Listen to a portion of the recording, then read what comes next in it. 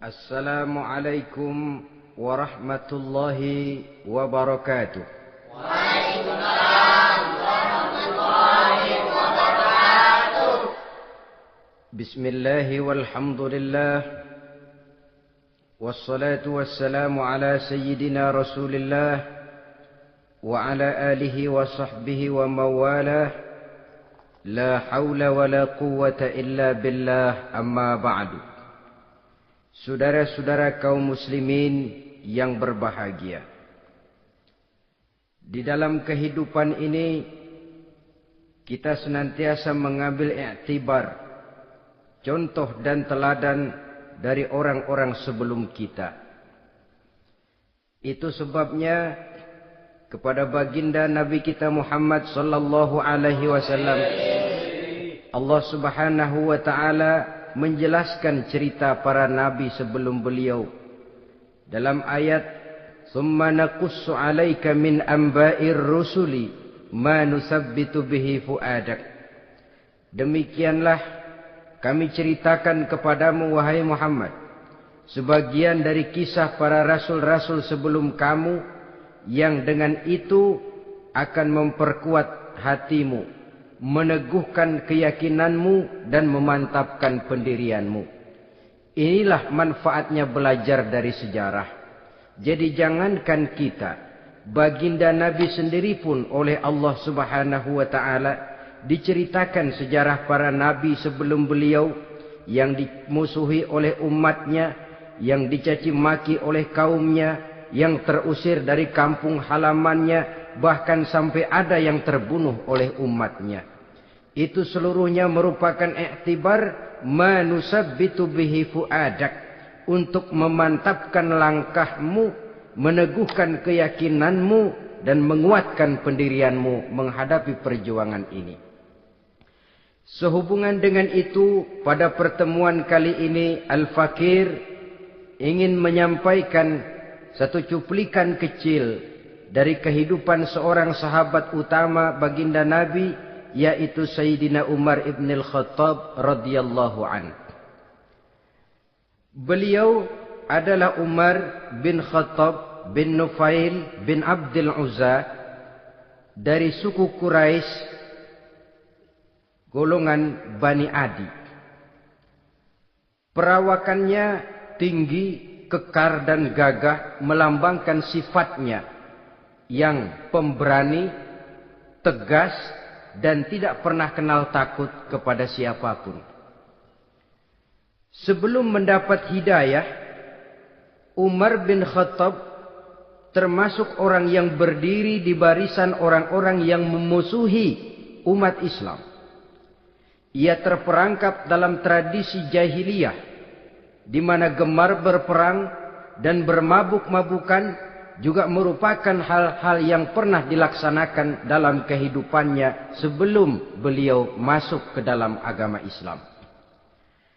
Oleh karena itu, dalam kehidupan beragama, hidayah merupakan sesuatu yang penting. Bagaimanapun banyaknya dosa dan kesalahan yang telah dilakukan oleh seseorang, tidak seharusnya menyebabkan ia putus asa dari rahmah Allah. Sebaliknya, bagaimanapun banyak kebajikan dan kebaikan yang sudah dikerjakannya, tidak perlu membuat dia besar hati, puas, bangga, apalagi menjadi lalai karenanya. Sebab kita belum tahu akan bagaimana ujung perjalanan dari kehidupan kita ini. Saudara-saudara, kisahnya pun masuk Islam merupakan peristiwa yang menarik. Pada satu hari dengan pedang terhunus, Umar bin Khattab menuju Darul Arqam, tempat di mana baginda Nabi biasa berkumpul dengan para sahabat. Melihat mukanya yang beringas, matanya yang nanar, orang sudah menyangka dan mengerti ini tentu akan terjadi pembunuhan. Dalam perjalanan menuju Darul Arqam, Umar bertemu dengan Nu'aim bin Abdullah.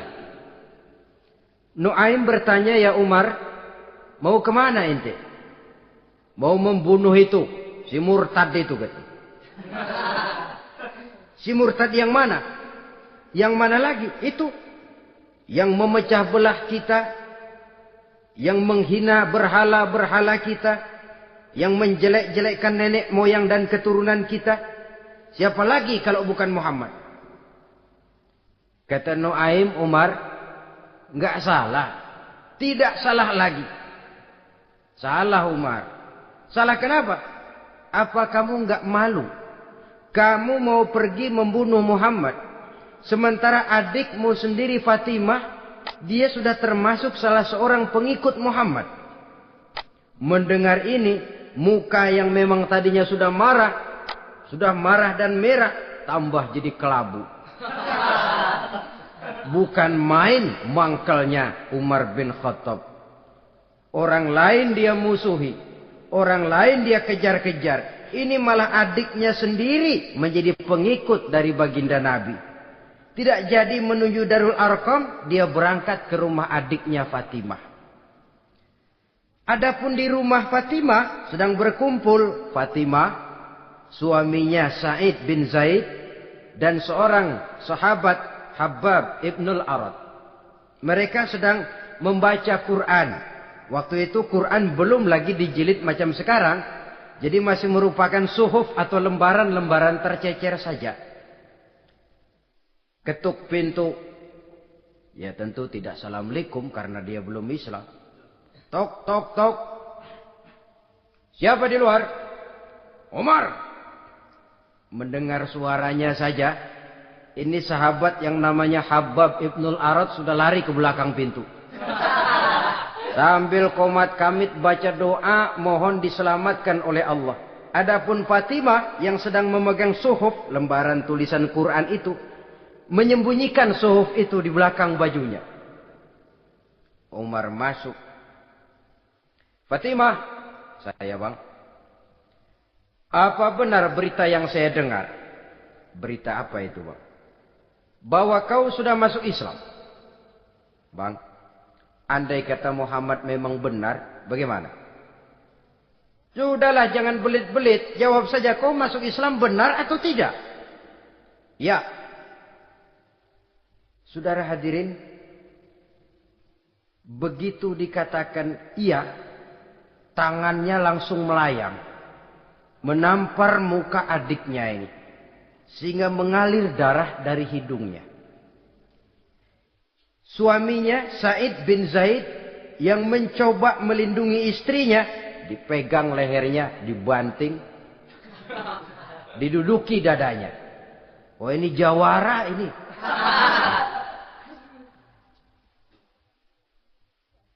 Namun pada saat sedemikian, suara kebenaran terpantul dari mulut Fatimah, adik dari Umar bin Khattab ini.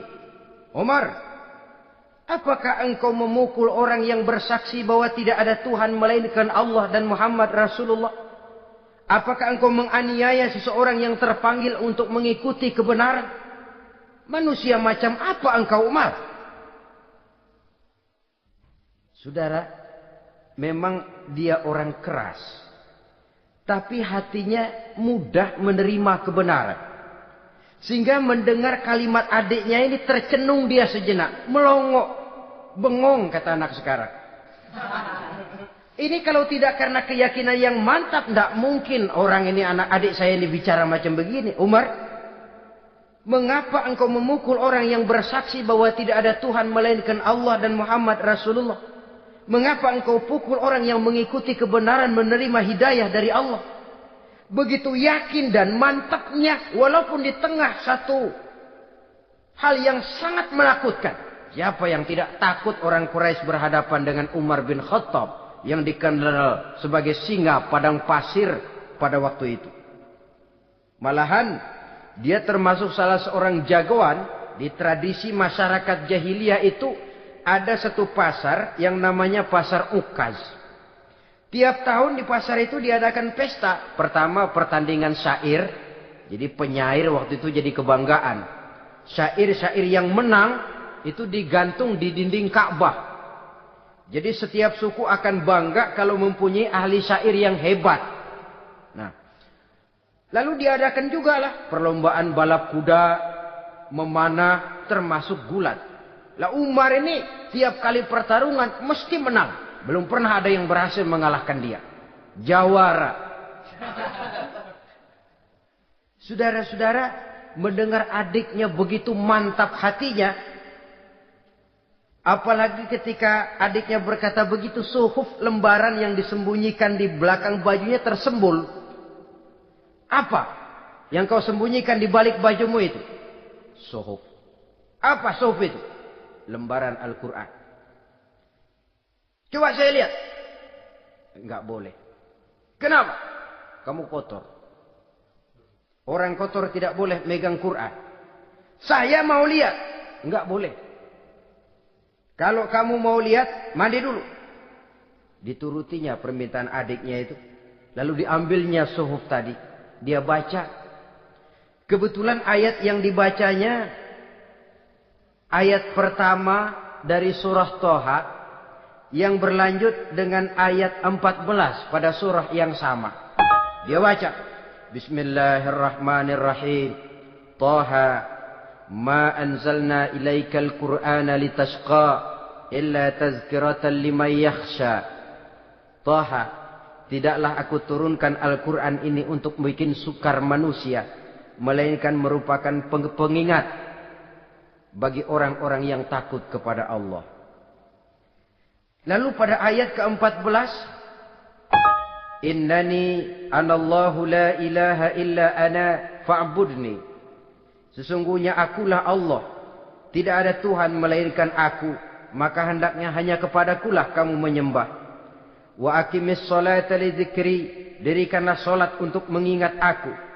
Inna sa'ata atiyatun akadu ukhfiha litujza kullu nafsim ma tas'a.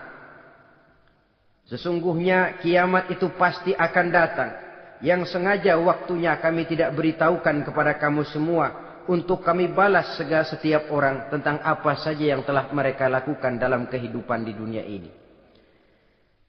Setelah membaca ayat ini, gemetar tangannya. Ini sih nggak main-main ini. Ini belum pernah saya baca ajaran semacam ini. Tidak patut orang yang mempunyai kitab suci semacam ini dimusuhi.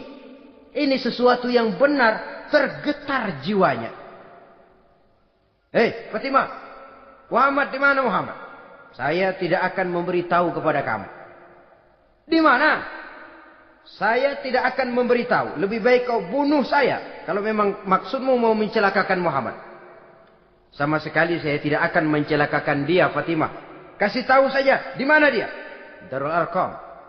Bergegas dia menuju Darul Arqam. Di dalam Nabi memang sedang kumpul dengan para sahabat.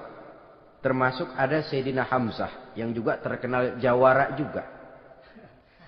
Ketuk pintu. Ketuk pintu. Siapa di luar? Umar. Di dalam ini geger sebagian sahabat. Umar datang ini pasti bencana. Umar datang, wah, kalau istilah kampung, kerok dan urusan.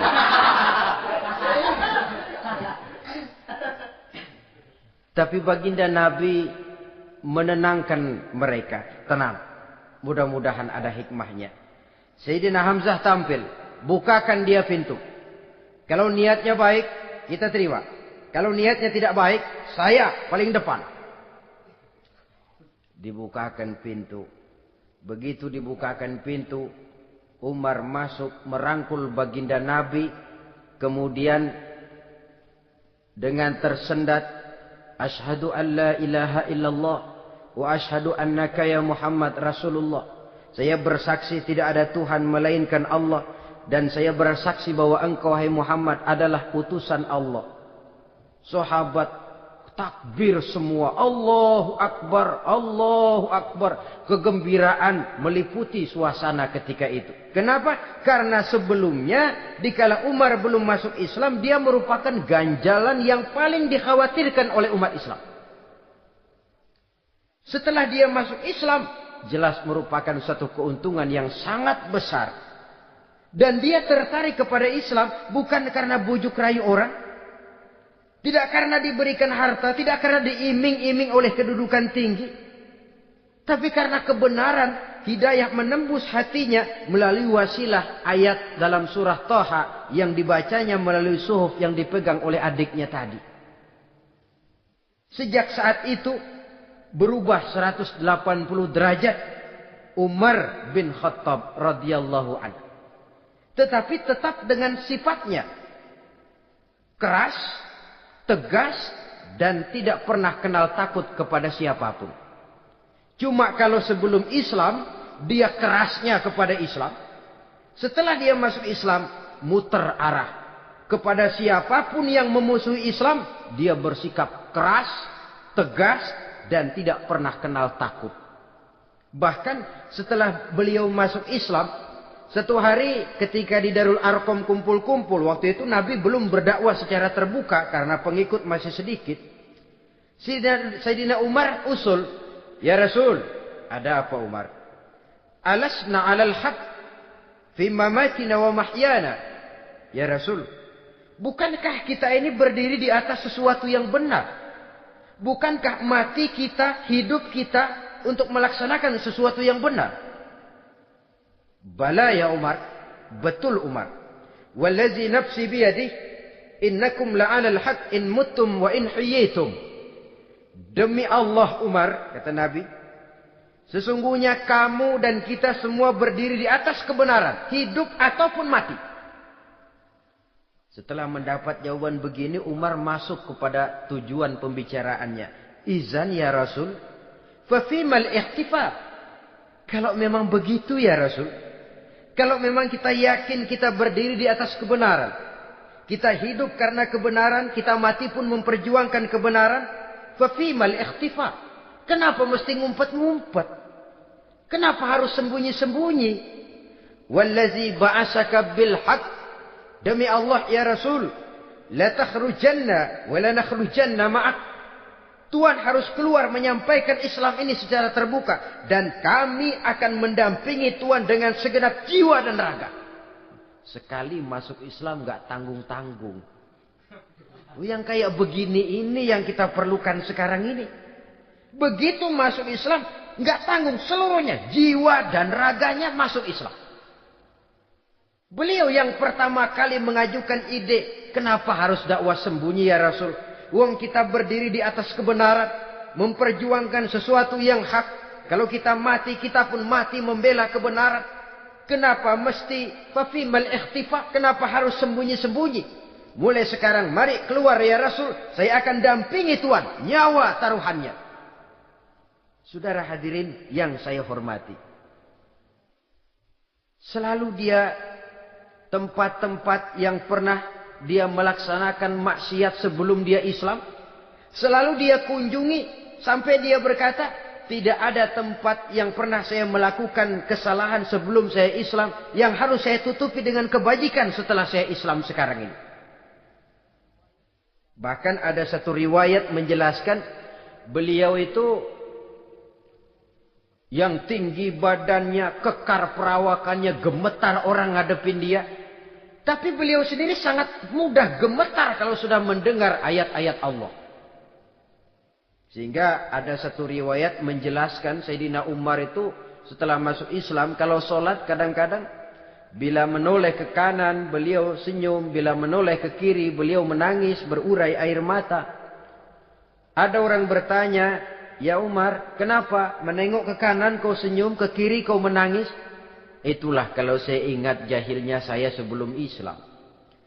Adapun bila saya menoleh ke arah sebelah kanan, saya tersenyum. Teringat betapa dulu saya membuat berhala dari korma. Saya tumpuk-tumpuk, saya susun begitu.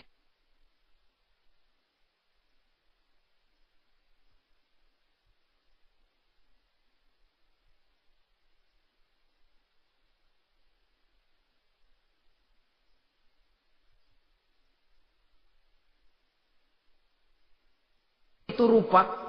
Setelah saya sembah, saya makan itu korma. Gagah betul saya waktu itu. Sampai Tuhan pun saya makan.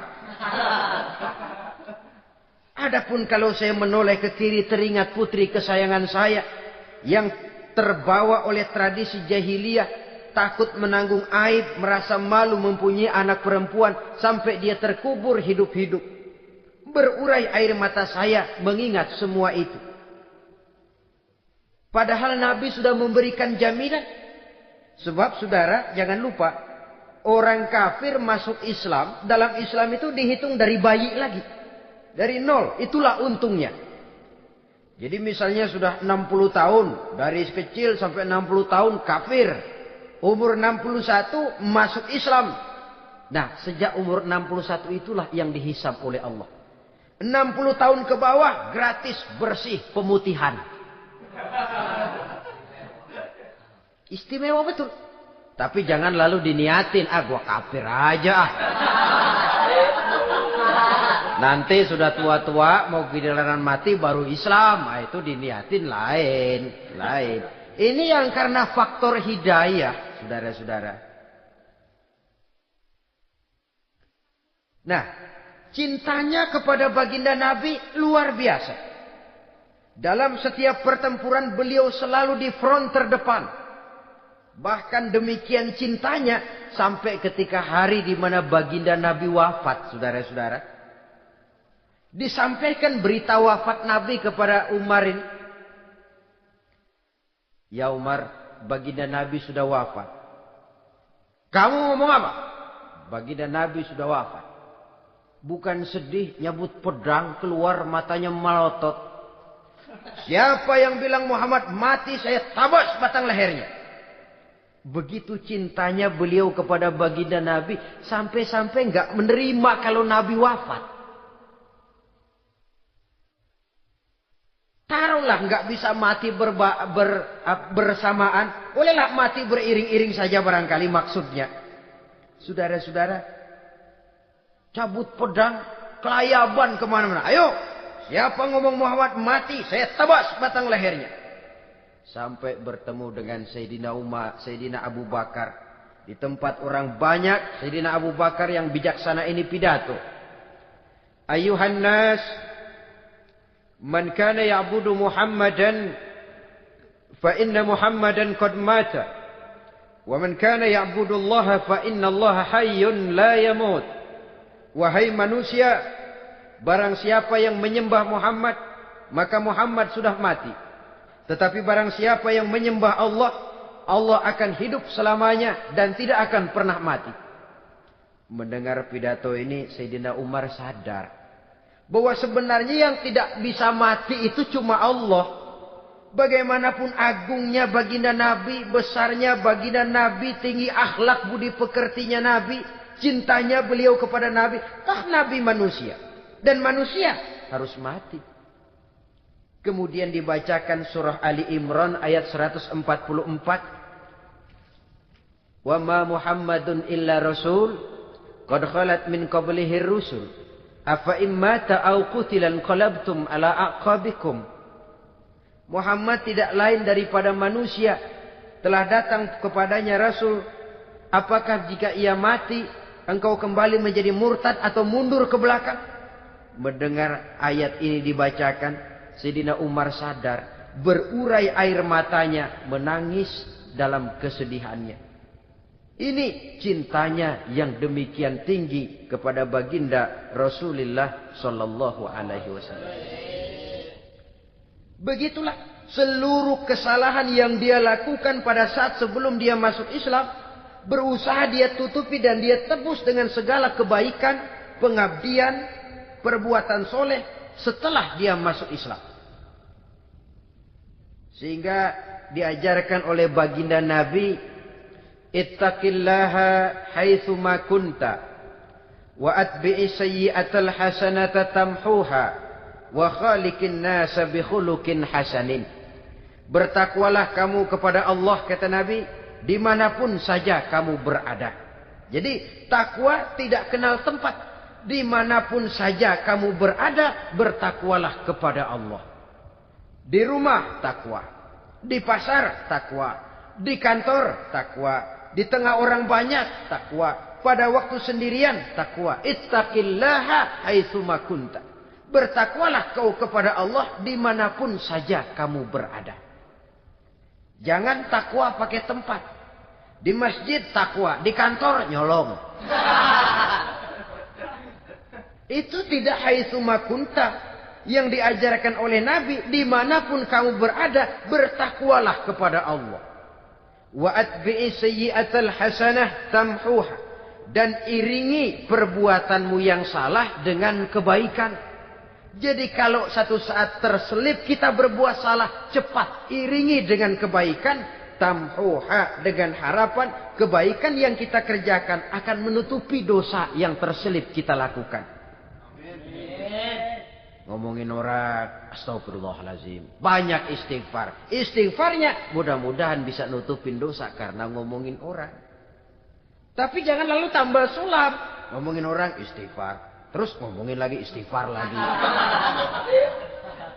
Itu tentu tidak bisa dengan cara begitu. Barangkali terselip pernah mengambil harta orang tanpa alasan yang hak. Imbangi dengan rajin sedekah misalnya. Barangkali pernah menyakiti hati orang, imbangi dengan perbuatan yang bisa menyenangkan hati orang lain. Itu namanya mengiringi perbuatan yang bersifat salah dengan kebajikan. Ini yang dilakukan oleh Sayyidina Umar. Setiap pelosok hampir dia datangi. Tempat-tempat di mana dia pernah melakukan kesalahan sebelum Islam, di sana dia tegakkan kebajikan dan kebaikan. Kegagahannya, keperkasaannya, keberaniannya sepenuhnya bulat-bulat sudah diwakafkan untuk kepentingan Islam. Saudara hadirin yang saya hormati, diperlukan orang-orang yang punya keberanian macam Sayyidina Umar. Berani karena panggilan hidayah, bukan berani babi. Babi berani juga babi, cuman nyeruduk. Artinya berani yang tanpa pertimbangan. Berani yang tanpa pertimbangan pada akhirnya akan menyulitkan kita sendiri. Beliau gagah, beliau berani, beliau punya kekuatan, beliau punya wewenang. Dan itu dimanfaatkannya untuk menjadi backing baginda Nabi kita Muhammad sallallahu alaihi wasallam. La takhrujanna wa la nakhrujanna ma'ak ya Rasul. Ya Rasul, keluar, sampaikan dakwah secara terbuka. Saya akan mendampingi Tuhan. Jika ada yang ganggu Tuhan, saya paling depan. Backing yang mendampingi Rasul untuk menyampaikan risalah Islamiyah ini. Saudara hadirin yang saya hormati, wa khaliqin nasa bi khuluqin hasanin, kata Nabi. Dan pergaulilah manusia dengan akhlak yang baik. Karena dengan ini kau bisa mengambil hati orang. Dalam hadis lain katakan, innakum la tas'una an-nasa bi amwalikum walakin yas'uhum minkum bastul wajhi wa husnul khuluq. Kamu tidak akan bisa menyenangkan orang banyak dengan hartamu, tapi kamu bisa ambil hati mereka dengan budi pekerti yang luhur dan muka yang manis. Dengan harta belum tentu kita bisa menyenangkan semua orang. Tapi budi pekerti yang luhur, muka yang manis, itu yang akan bisa membuat kau menyenangkan orang banyak.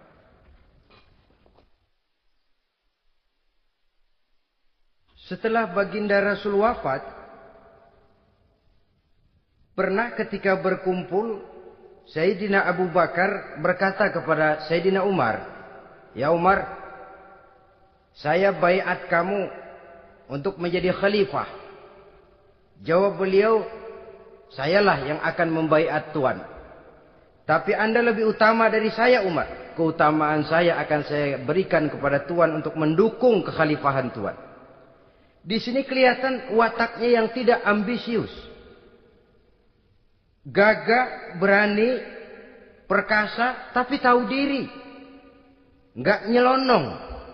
Tidak menggunakan kekuasaannya, kegagahannya untuk maksud yang sewenang-wenang. Oleh karena itu setelah Sayyidina Abu Bakar wafat, beliau dilantik menjadi khalifah, keluarlah pidatonya yang terkenal.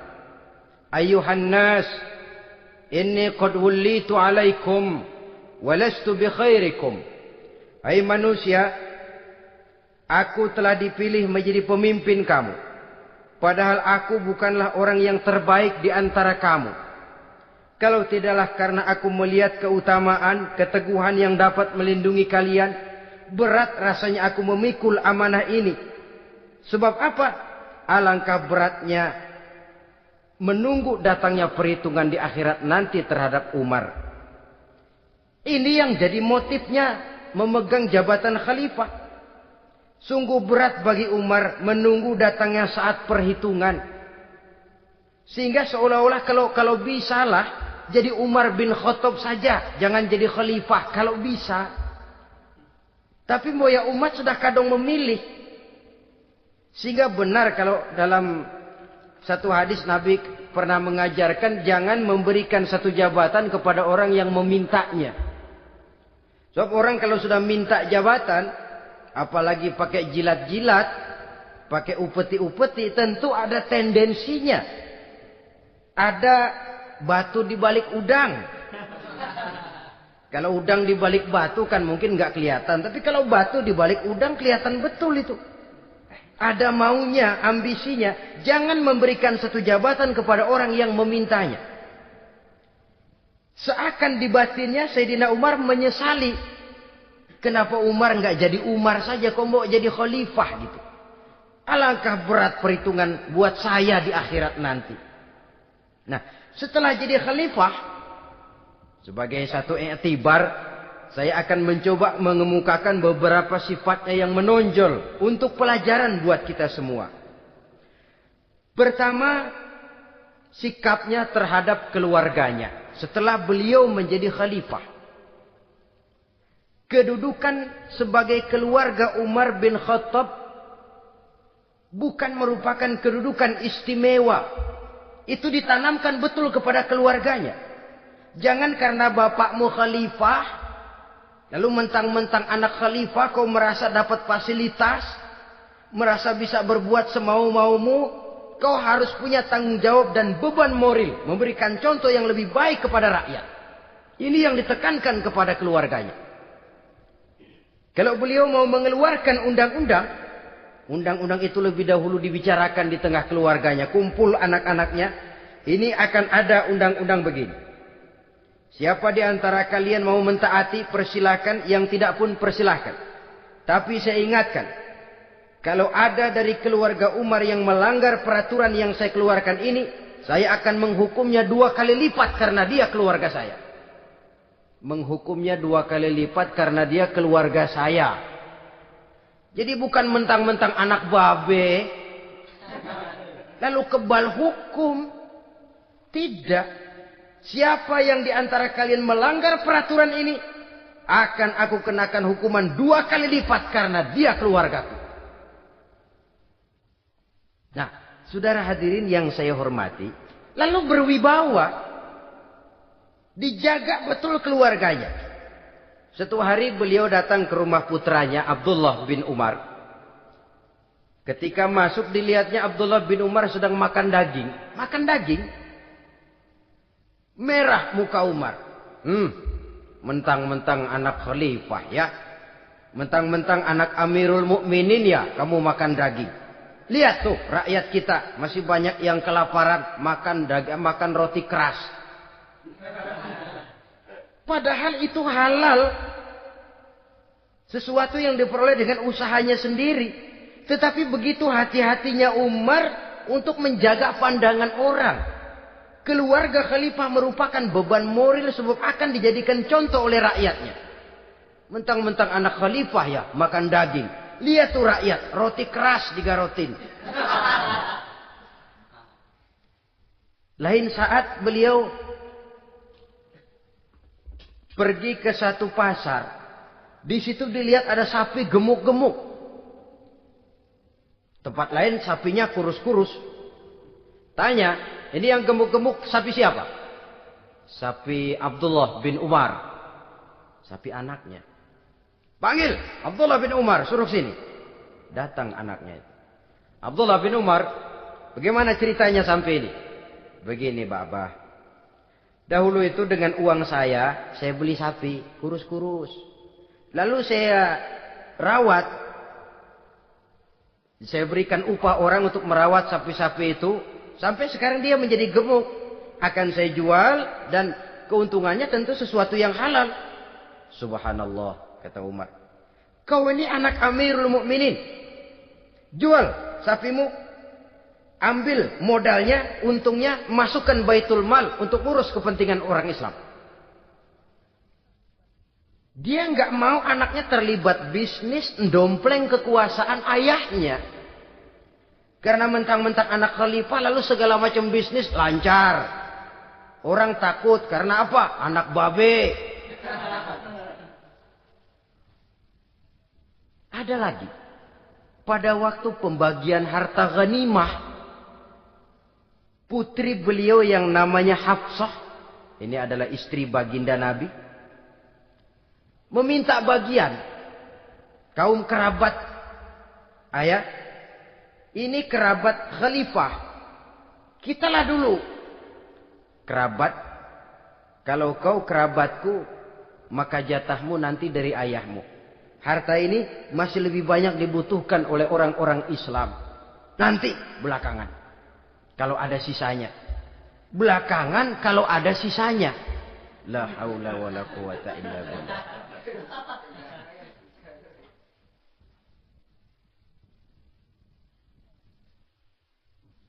Saudara hadirin, itu terhadap keluarganya.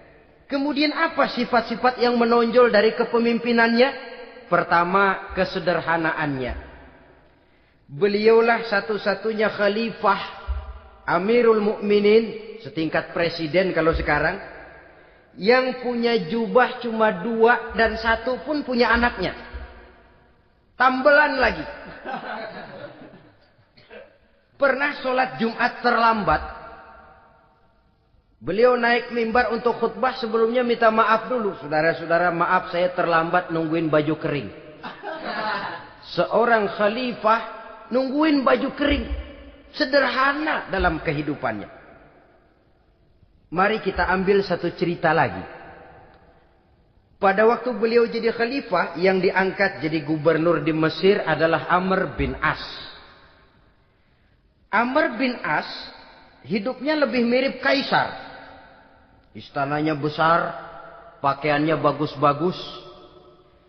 Nah, yang paling mengganggu pikiran Amr bin As, di sebelah istananya ini ada gubuk reot, kepunyaan orang Yahudi lagi. Ah, ini nggak pantas bener, masa di samping istana gubernur ada gubuk reot. Orang Yahudi lagi yang punya. Ini mesti, udah, bikin saja rencana, panggil dinas tata kota, bikin planning. Di sini mau dibangun masjid, proyek negara. Bikin gambarnya, susun anggarannya, tender. Saudara-saudara, si Yahudi yang punya gubuk reot dipanggil. Yahudi, ada apa, Pak? Kamu tahu nggak? Enggak. Iya, memang belum saya kasih tahu.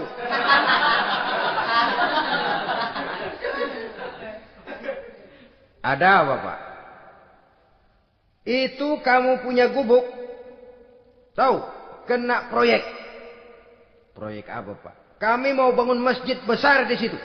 Dan tidak sesuai ada gubuk reot di samping tempat gubernur. Jadi maksud Bapak, gubukmu, tanah-tanahnya mau saya bebaskan. Saya beli. Enggak mau, Pak. Saya nggak mau jual. Saya bayar 2 kali lipat. Nggak mau. 3 kali lipat. 6 kali lipat juga nggak mau, Pak. Saya dari muda peres keringat banting tulang cuma segitu-gitunya, Pak, tempat saya tinggal. Gubuk reot sama tanahnya sedikit. Makmur saya, Pak, cuma rumah sama sumur.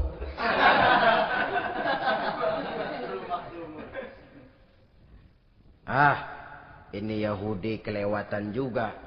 Akhirnya turun perintah. Sudah, kalau dia nggak mau dibebaskan, gusur saja. Tarik, ambil bulldozer. Digusur. Yahudi ini berurai air matanya. Aduh, begini. Jadi rakyat kecil. Udah jatuh ketiban ember lagi. Tapi pikir-pikir Amr bin As kan bukan yang paling atas. Dia kan cuma pejabat, masih ada atasannya lagi. Lapor lapor. Yahudi ini berangkat ke Madinah. Bayangkan dari Mesir ke Madinah. Jalan. Di sepanjang jalan dia berpikir membanding-banding. Kalau gubernurnya saja istananya begitu mewah, apalagi khalifahnya. Kalau gubernurnya galak main gusur, apalagi khalifahnya. Dan saya bukan orang Islam, apa dia lemin ngadu? Apa dapat tanggapan? Berangkat dia sambil harap-harap cemas. Sampai di pintu kota Madinah, dia temui orang lagi tidur di bawah pohon korma. Selamat siang, Pak. Ada apa? Pak. Apa? Mau lapor. Lapor apa? Bapak tahu Khalifah Umar bin Khattab? Tahu? Istananya di mana, Pak? Istananya di atas lumpur. Di atas lumpur. Di atas lumpur. Pengawalnya banyak, Pak. Banyak. Siapa, Pak? Yatim piatu, janda-janda tua, orang-orang miskin, orang-orang lemah, itu pengawalnya. Pakaian kebesarannya apa sutra apa, Pak? Pakaian kebesarannya malu dan takwa. Saya nggak ngerti, Pak. Itulah Umar bin Khattab. Lalu orangnya sekarang di mana, Pak? Di depan ente. Rupanya yang dia tanya itulah orangnya. Gemeter Yahudi ini. Keringat bercucuran. Coba, istananya di atas lumpur. Sebab beliau berprinsip, bagaimana saya bisa menghayati nasib rakyat kalau saya tidak merasakan apa yang mereka rasakan. Bagaimana saya nggak bisa tahu sakitnya lapar kalau saya belum pernah kelaparan. Itu prinsipnya. Istananya di atas lumpur. Para pengawalnya yatim piatu, janda-janda tua, orang-orang miskin, orang-orang lemah dan tidak mampu. Dan pakaian kebesarannya malu dan takwa. Kamu dari mana? Dari Mesir, Pak. Ada apa? Mau laporan gubernur Bapak di Mesir yang namanya Amr bin As. Kenapa? Main gusur aja, Pak. Ceritanya? Iya, dia mau bangun masjid. Kebetulan di areal itu saya punya tanah sama gubuk segitu-gitunya. Saya nggak mau dibeli, digusur, Pak. Saya mau mencari keadilan. Begini. Kamu lihat tempat sampah itu? Lihat. Di situ banyak tulang. Coba kamu ambil kemari satu. Tulang unta, bawa sini. Bingung Yahudi. Pak, saya kemari mau cari keadilan. Kalau tulang mah di Mesir juga banyak, Pak. Sudahlah, pokoknya kau ambil saja tulang itu. Dicoker-coker, dapat, dikasih. Tulang itu digaris lurus oleh Sidina Umar dengan ujung pedang. Red. Nah, kau bawa kepada Amr bin As. Makin bingung itu Yahudi. Suruh bawa tulang cuman digaris. Nanti saya ngomong apa, Pak? Sudahlah, kasih saja. Pulang dia. Sampai di Mesir. Tuan Gubernur, ada apa? Saya baru menghadap khalifah. Kemudian beliau sampaikan ini, dikasih tulang. Amr bin As ngelihat tulang ada goresan lurus dengan ujung pedang, gemetar, badannya keluar keringat dingin, panggil kepala proyek, "Hei, proyek batal, masjid nggak jadi didiriin, itu gubuk Yahudi diriin lagi." Ini Yahudi makin bengong. Ini gubernur dapat tulang doang segitu takutnya.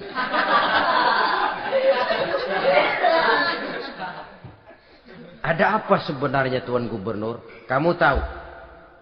Ini nasihat pahit buat saya dari Amirul Mukminin Umar bin Khattab.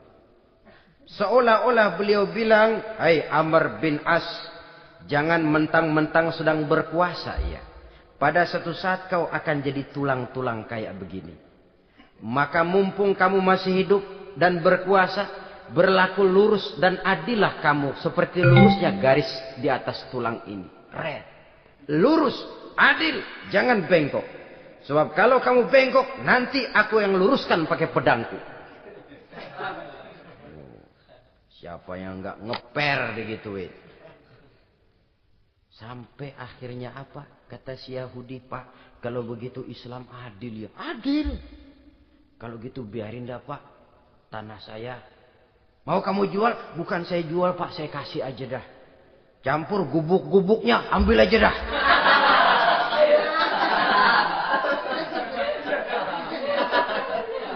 Masuk Islam si Yahudi ini oleh karena keadilan dari Umar bin Khattab.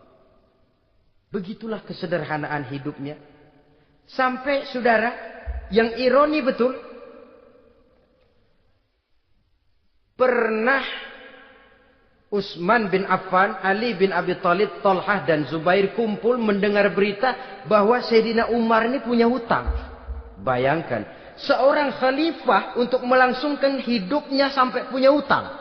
Padahal Baitul Mal di bawah kekuasaannya. Berunding Utsman, Ali, Thalhah, Zubair.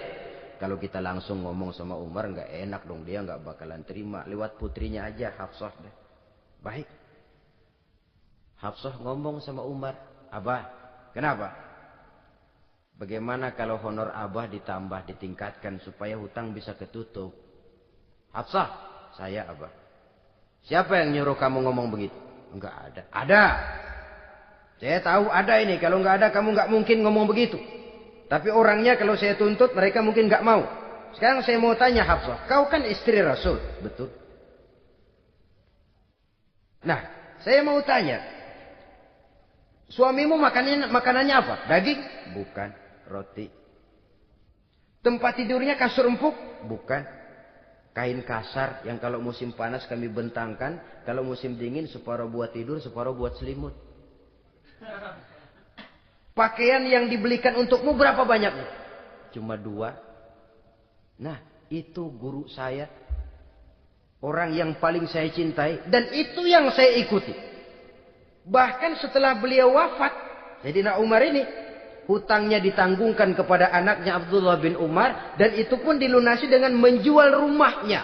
Sehingga rumahnya itu disebut Darul Qadha, rumah bayar hutang. Begitu kesederhanaannya. Jadi nggak pakai aji mumpung jadi khalifah lalu kayak ikan gurita, tangan yang mana aja megang. Itu kan mental monyet. Monyet itu kan begitu. Tangan megang kiri kanan, mulut ngawal, kaki megang, temennya dikasih masih ngerampas juga. Monyet rakus betul itu. Itu kesederhanaannya. Kenapa kesederhanaan ini timbul? Karena sikap zuhudnya. Zuhud itu tarkud dunia li ajlil akhirah. Orang yang mengambil dunia hanya yang diperlukan dengan lebih mengutamakan kehidupan akhirat. Watak zuhudnya yang sangat menonjol.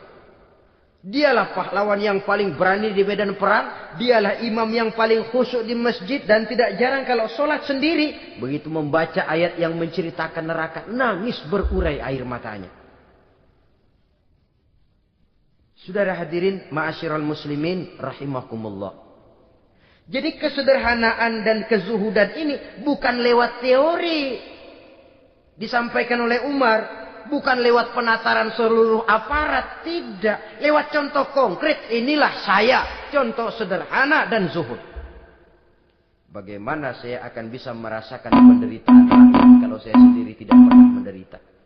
Bagaimana saya akan tahu sakitnya lapar kalau saya belum pernah kelaparan? Maka tanpa penataran, tanpa upgrading segala macam, berhasil karena prinsip keteladanan. Beliau jadi contoh utama. Dan sumber utamanya tentu tidak lain karena contoh dari baginda Nabi besar Muhammad sallallahu alaihi wasallam. Dua, sederhana. Yang kedua, zuhud. Yang ketiga, sifat yang menonjol dari kekhalifahannya adalah adil. Kalau sudah bicara soal hukum, dia tidak pernah kenal kompromi. Adalah seorang pemuka Nasrani masuk Islam. Namanya Jabalah bin Aiham. Ketika dia bikin haji, kain ihramnya keinjak orang Arab yang hitam. Badui. Jengkel. Dia merasa bekas tokoh. Enak aja nih orang udah jelek nginjak lagi. Ditempeleng orang tadi. Orang ini lapor kepada Umar. Panggil Jabalah bin Aiham. Panggil. Kau ditampar? Betul Khalifah. Tampar dia. Tampar lagi. Dipukul orang itu. Di depan Sayyidina Umar. Jadi tidak karena kau ini bekas kepala suku. Kau ini bekas orang terhormat. Lalu ada kebijaksanaan yang tidak bijaksana. Kebijaksanaan yang akhirnya jadi tidak bijaksana. Dan itu memang sudah dimulai dengan memblokir keluarganya. Tidak satu keluarganya pun yang boleh mempunyai perasaan bahwa menjadi keluarga khalifah merupakan fasilitas dan keuntungan. Kau jangan makan di atas punggungku. Kau jangan menikmati fasilitas di atas keringatku. Dan tidak ada keinginan mewariskan jabatan khalifah kepada anak-anaknya. Pernah beliau musyawarah. Saya bingung. Kenapa khalifah? Gubernur Kufah ini sulit nyari orang. Diangkat yang lemah, rakyat ngeluh. Diangkat yang keras, rakyat juga ngeluh. Ada calon khalifah. Kalau ini mah nggak salah lagi nih buat gubernur Kufah. Siapa? Abdullah bin Umar. Anak beliau sendiri. Melotot matanya. Jangan macam-macam kau. Cukup satu orang Umar memegang jabatan ini. Kalau berhasil, kami keluarga Umar sudah merasakannya. Kalau gagal, cukup kegagalan seorang Umar. Tidak berusaha mengorbitkan anaknya. Wah, anak babeh diangkat jadi jadi ano. Tidak, malah diblokir. Cari yang lain. Tapi Abdullah bin Umar cukup syarat ya khalifah. Dia orang bertakwa dan soleh. Yang takwa dan soleh bukan cuma anak Umar. Anak orang lain juga banyak yang takwa dan soleh. Itu prinsipnya. Sehingga ketegasannya ini membuat orang jadi sungkan. Dan tidak seorang pun berani kirim-kirim upeti hadiah. Pernah itu ada pejabat dari Azerbaijan kirim makanan. Kue. Mending apa? Kue. Gitu dicicipi enak. Enak juga ya kue ini. Enak khalifah. Ini di sana apa makan rakyat biasa? Bukan. Ini makanan orang-orang VIP. Nah, dibungkus lagi itu kue. Dibungkus. Ontamu mana? Di luar. Ambil. Bawa pulang. Serahkan lagi kepada gubernur di sana. Kasih tahu. Salam dari Umar bin Khattab. Kenyangkan dulu rakyat. Dengan makanan seperti ini. Kita belakangan. Jadi kalau rakyat lapar, saya orang pertama yang akan merasakan kelaparan. Tapi kalau rakyat makmur, biarlah saya menjadi orang terakhir yang kenyang. Kan bagus prinsip itu. Jikalau rakyat kelaparan, saya akan jadi orang pertama yang merasakan lapar. Tapi kalau rakyat makmur, biar saya jadi orang terakhir yang kenyang. Jangan dibalik. Pada saat rakyat kelaparan, dia kekenyangan. Dan selanjutnya, sikap keadilannya ini saudara-saudara menyebabkan hukum lalu jadi berwibawa. Pernah beliau jalan-jalan di lorong kota Madinah. Di tempat yang namanya Harah bersama Aslam. Ada ibu-ibu. Anaknya nangis. Lapar ma, lapar ma. Sabar dikit lagi matang katanya. Emang tuh ibu lagi ngerebus. Bunyi air ngegulak. Luguk, luguk, luguk. Umar lihati dari jauh. Belum juga matang. Nih anak dari nangis, lapar, sampai capek nangis, sampai tidur. Anak tidur, Umar samperin. Bu, emang masak apa sih kok nggak bisa matang? Saya nggak masak apa-apa Tuan. Itu pating kerubuk apa? Ketika dibuka ya cuma air saja. Subhanallah, ibu sudah ngebohongi anak ibu sendiri. Habis harus bagaimana Tuan? Saya sudah nggak punya makanan untuk dimasak. Sementara perut nggak kenal kompromi. Jalan satu-satunya ya terpaksa anak saya bohongi. Saya bilang sebentar lagi matang sampai dia tidur sekarang ini. Memangnya Khalifah Umar gimana sih ngurusi rakyatnya? Subhanallah, dia orang zalim. Dia yang memegang urusan kami, tapi dia nggak tahu nasib saya. Anak kelaparan, keluarga terlantar. Oh begitu. Iya. Zalim betul Umar bin Khattab itu. Kalau begitu ibu tunggu sebentar. Dia pulang bersama Aslam menuju Baitul Mal. Dia ambil tepung 1 karung, dipikul sendiri. Dipikul sendiri, kata Aslam, ya Khalifah biar saya yang bawa. Jangan. Kenapa Khalifah? Apa kau kira kau sanggup mikul dosa saya di akhirat nanti? Biar saya yang mikul sendiri. Dia bawa ke tempat tuh ibu-ibu. Dia masakin sendiri. Nah Bu, sudah matang, persilakan masak. Makan. Alhamdulillah Tuan. Mudah-mudahan Allah memberkahi Tuan. Tuan lebih baik dari Umar bin Khattab yang zalim itu. Memang sebenarnya Tuan siapa, kata tuh ibu? Saya. Iya. Saya ya Umar bin Khattab yang ibu bilang zalim itu. Gemetar si ibu. Gemetar si ibu. Tapi memang peka dan menghargai kritik orang. Tidak membungkam setiap orang yang nadanya sumbang atau berbeda. Kadang beliau berkata, saya khawatir karena orang terlalu segan dengan saya lalu nggak ada yang berani negor kalau saya salah. Kan begitu biasanya. Karena sudah terlalu segan lalu semuanya orang mau diaminin saja. Asal dibilang nggak benar marah, jengkel. Lalu disingkirin, maunya diiyain, ingge kulunuwun. Oke bos. Beliau bilang saya khawatir kalau tidak ada orang yang mau menegur kesalahan saya jika saya terlanjur nanti. Tahu muncul orang. Demi Allah, saya akan menegur Tuan dengan pedang saya ini. Cerah mukanya, senyum bibirnya. Alhamdulillah, anak muda, saya memerlukan orang macam kau. Yang berani berkata ya terhadap yang benar dan tidak terhadap yang tidak benar, apa dan bagaimanapun resikonya. Di sini kelihatan sikap beliau menghadapi orang yang berbeda pendapat. Keadilan, keberanian dan ketegasan, cepat menerima kebenaran merupakan serentetan dari sifat-sifat utama beliau sejak masuk Islam sampai menjadi khalifah yang kedua. Bahkan dengan jasa beliau, Islam kemudian tersebar, menembus dinding Jazirah Arabia, memasuki Bizantium dan Persia, sehingga beliau juga dikenal sebagai periode Al-Futuhat Al-Islamiyah. Nah, saudara-saudara, inilah cuplikan kecil dari kehidupan seorang agung dan besar yang memang sangat terbatas kata-kata untuk melukiskan kebesaran itu. Namun yang secuplik ini mudah-mudahan menjadi sumbangan moral dalam rangka kita memperbaiki diri menuju kehidupan yang lebih baik. Terima kasih banyak atas segala perhatian. Mohon maaf atas segala kekurangan. Usikum wa nafsi bitaqwallah. Wassalamualaikum warahmatullahi wabarakatuh.